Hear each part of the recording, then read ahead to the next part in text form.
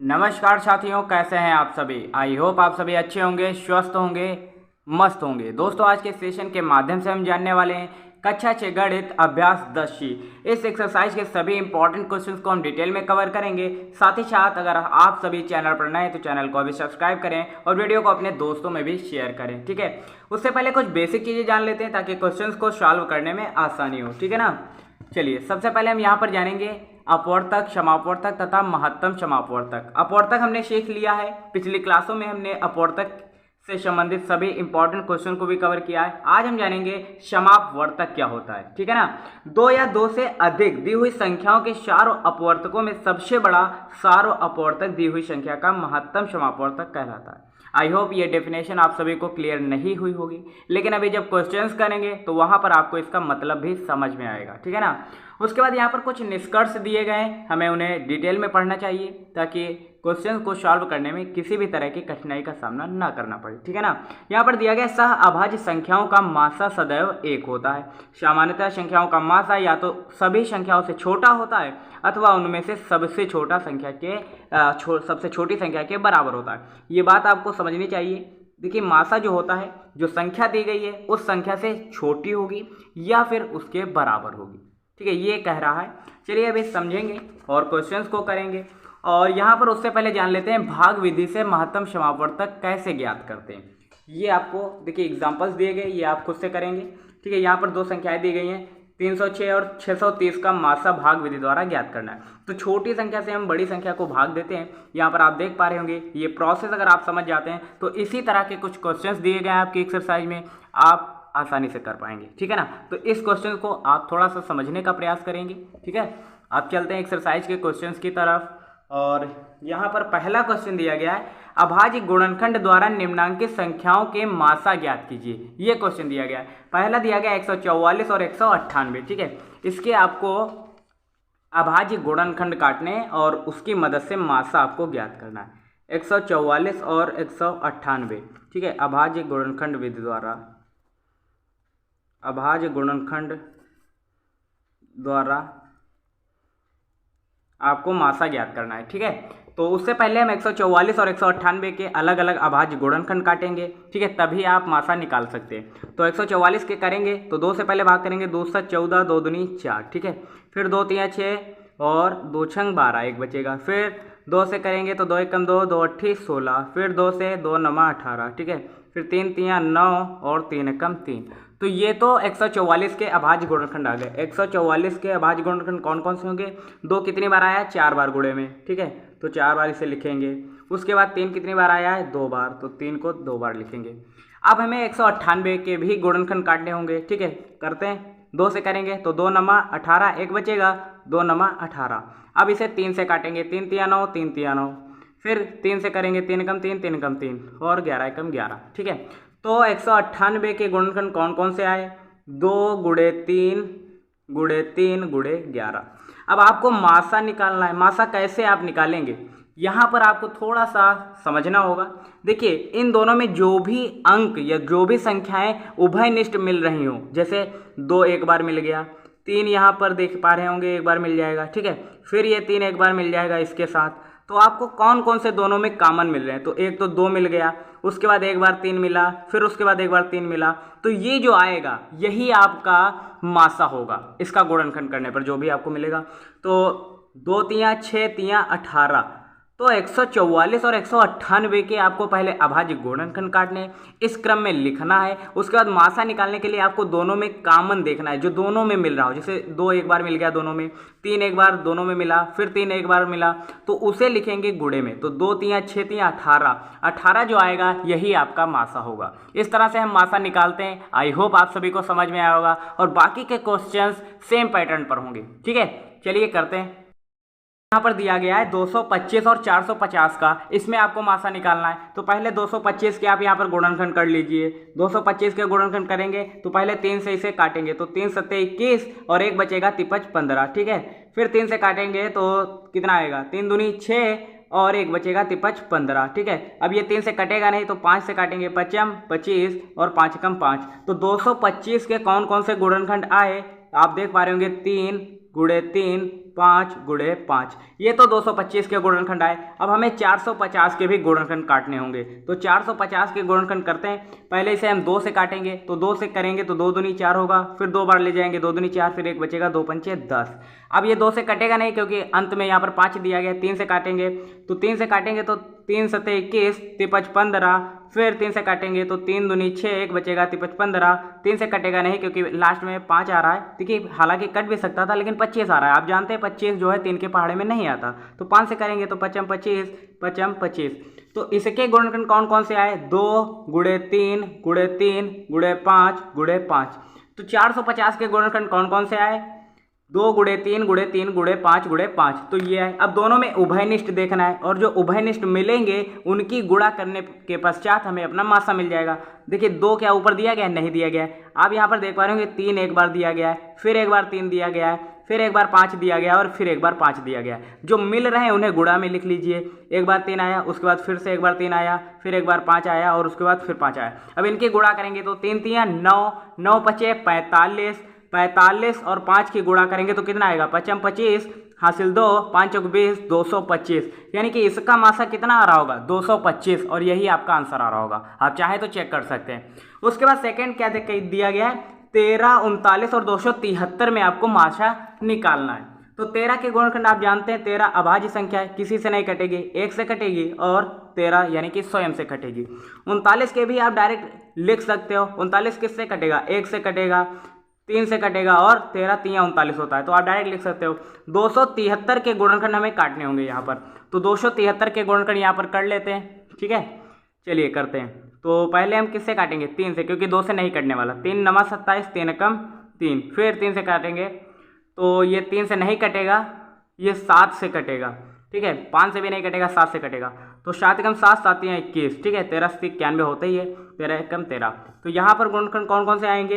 एक चाहे तो आप गुणे में लिख भी सकते हैं और नहीं भी। तो 3 गुणे 7 गुणे 13। अब आपको तीनों में देखना है, जो तीनों में मिलेगा। देखिए यहाँ पर 1 दिया गया है, 1 की आप देखिए मासा आप निकाल रहे हैं तो आप लिख भी सकते हैं। ठीक है, तो 1 गुणे, यहाँ पर 3 दिया गया, यहाँ पर 3 दिया गया, लेकिन यहाँ पर 3 नहीं दिया गया तो ये नहीं होगा। ठीक है, आप यहाँ पर देख पा रहे हैं 13 है, यहाँ पर भी 13 है, यहाँ पर जो तीनों में मिले कॉमन वही आपको लिखना है। तो 13 तीनों में मिल रहा है तो 13 एकम 13, यानी कि इसका मासा कितना आएगा? 13। ठीक है ना। सेम पैटर्न पर ये क्वेश्चन होगा। ये क्वेश्चन आप खुद से करेंगे, ये क्वेश्चन आप खुद से करेंगे और ये क्वेश्चन भी आप खुद से करेंगे।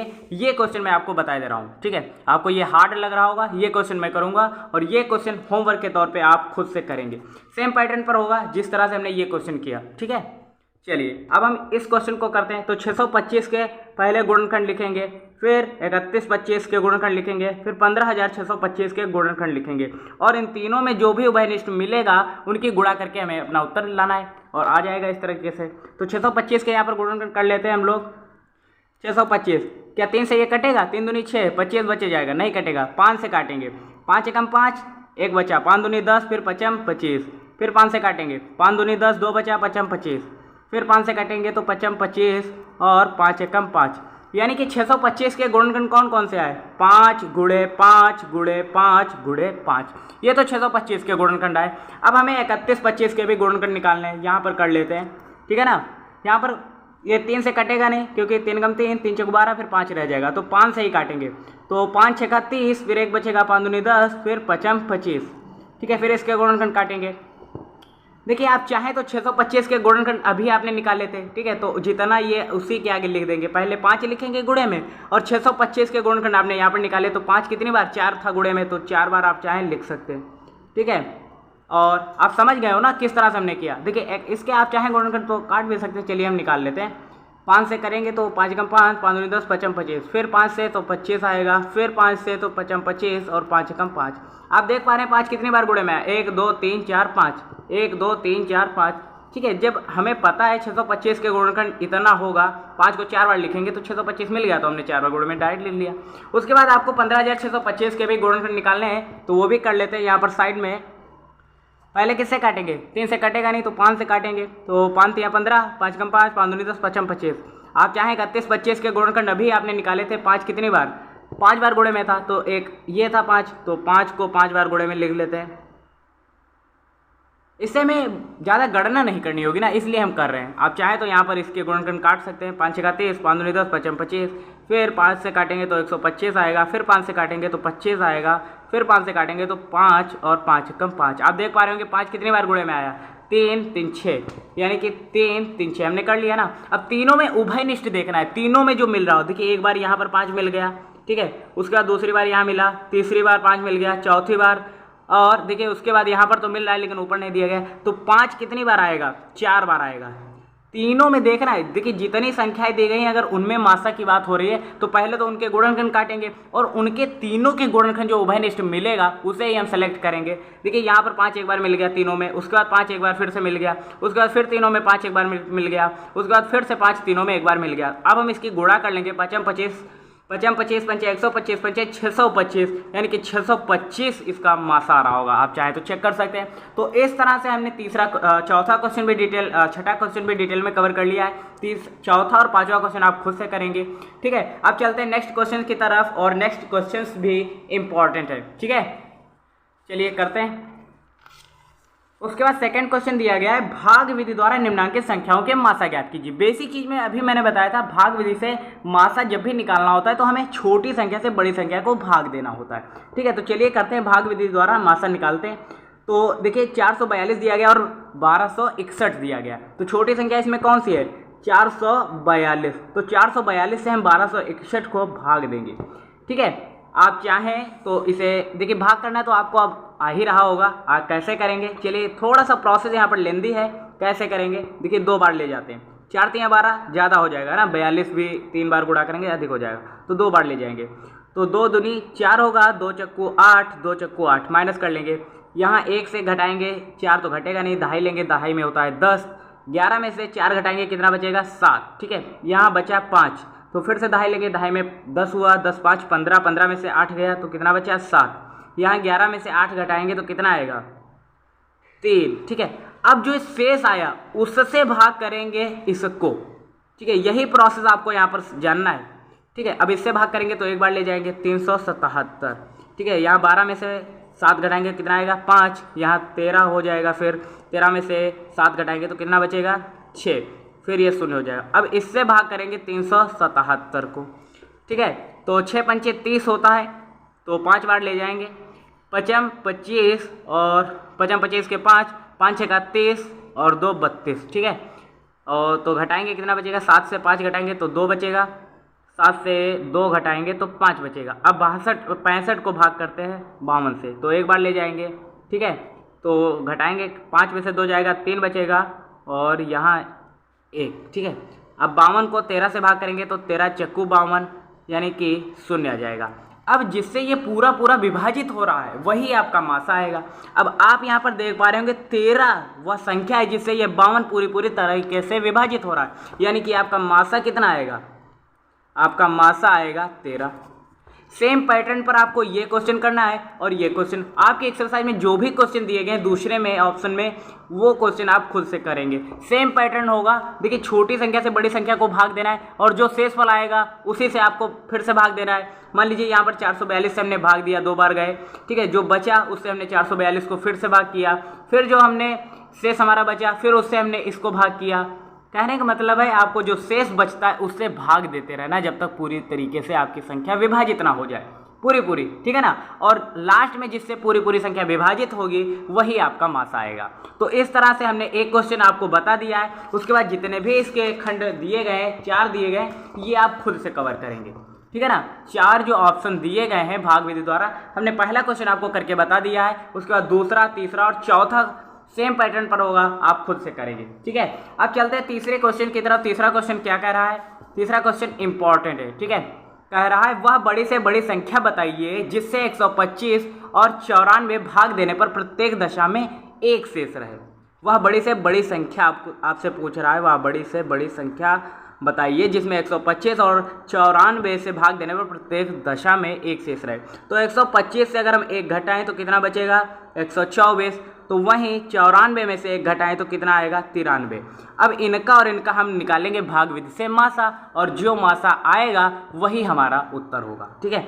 तो 93 से हम भाग करेंगे 124 को, ठीक है। एक बार ले जाएंगे 93 को, तो यहाँ कितना बचेगा, 4 में से 3 जाएगा 1, 12 में से 9 गया 3, ठीक है। 93 को भाग करेंगे तो 3 बार ले जाएंगे तो 31 तियाँ होता है 93, यानी कि शून्य आ जाएगा, ठीक है ना। तो मासा कितना आएगा, वह संख्या आपकी कितनी होगी, 31 होगी, ठीक है। कह रहा था वह बड़ी से बड़ी संख्या बताएं जिससे 125 और 94 भाग देने पर प्रत्येक दशा में एक शेष रहे। तो आपको सबसे पहले वो संख्याएं निकाल लेनी है। 125 से 1 घटाएंगे तो 124 होगा और 94 में से 1 घटाएंगे तो 93 आएगा, क्योंकि ये क्वेश्चन में कह रखा है। उसके बाद आपको वो संख्या निकालनी है जिससे वह बड़ी से बड़ी संख्या निकालनी है जिससे घटाने पर आपका जो शेष है वो 1 आता रहे। तो हम भाग विधि से अगर मासा निकालें तो हमें वो संख्या मिल जाएगी बड़ी से बड़ी जो हमारा क्वेश्चन कह रहा है। तो इस तरह से 31 का राइट आंसर होगा। आप चाहें तो चेक कर सकते हैं। देखिए, अगर आपको समझ में नहीं आ रहा है तो वीडियो को बार बार देखें और जब तक ना समझ में आए तब तक देखते रहे, ठीक है ना। अब चलते हैं चौथे क्वेश्चन की तरफ। चौथा क्वेश्चन कह रहा है वह बड़ी से बड़ी संख्या बताइए जिससे 49, 59 और 109 भाग देने पर क्रमशः 1, 3, 5 शेष रहे। वह बड़ी से बड़ी संख्या आपसे पूछ रहा है, आपको बतानी है। तो 49 से पहले 1 घटाएंगे, कह रहे हैं 49, 59 और 109 को भाग देने पर क्रमशः 1, 3 और 5 शेष रहता है। तो 49 से 1 घटाएंगे तो कितना आएगा, 48, ठीक है। 59 से 3 घटाएंगे तो कितना आएगा, 56। उसके बाद 109 से 5 घटाएंगे तो कितना आएगा, 104। और इनका हम अगर लासा निकाल लें और वही हमारा उत्तर आएगा। लासा जो भी इनका आएगा वही हमारा उत्तर होगा। वह बड़ी से बड़ी संख्या होगी जो इनका लासा आएगा। तो 48, 56 और 104 का लासा निकालते हैं। चलिए करेंगे। यहाँ पर ये क्वेश्चन सॉल्व नहीं होगा तो यहाँ पर कर लेते हैं, ठीक है। वही क्वेश्चन है, आप सिर्फ यहाँ पर लासा देखने का प्रयास करें, उसके अलावा कुछ भी ना देखें।